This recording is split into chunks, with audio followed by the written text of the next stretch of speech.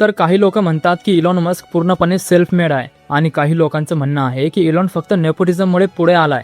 पण या दोन्ही गोष्टी पूर्णपणे खऱ्या नाहीयेत.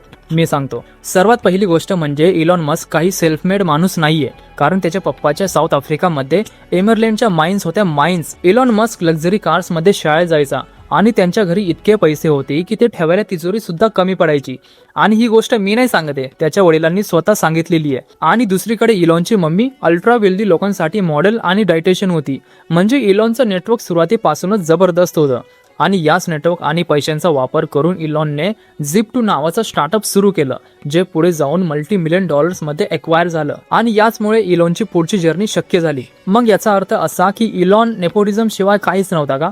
ऑब्विसली नाही. बघा, जर तुम्ही तुमच्या आयुष्यात तुमच्या वडिलांपेक्षा जास्त पैसे कमवले तर याचा अर्थ तुम्ही सक्सेसफुल आहात. पण जर तुम्ही तुमच्या वडिलांपेक्षा 10-20 पट जास्त पैसा कमवला तर याचा अर्थ तुम्ही फक्त तुमचा नाही तर तुमच्या संपूर्ण खानदानाची रिॲलिटी बदलली आहे. आज त्याच्याकडे इतका पैसा आहे की तो त्याच्या वडिलांच्या माइन्स लाखो वेळा विकत घेऊ शकतोय. आणि हे पेपेल बनवणं, स्पेसएक्स बनवणं, टेस्ला विकत घेणं, ट्विटर विकत घेणं, ओपन AI सुरू करणं हे काही सोपं काम नाहीये.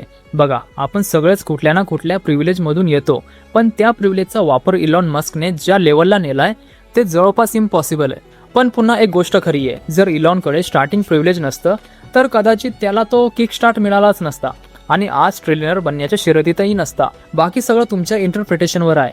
तुमचं याबद्दल काय मत आहे मला कमेंट बॉक्समध्ये नक्की कळवा. धन्यवाद.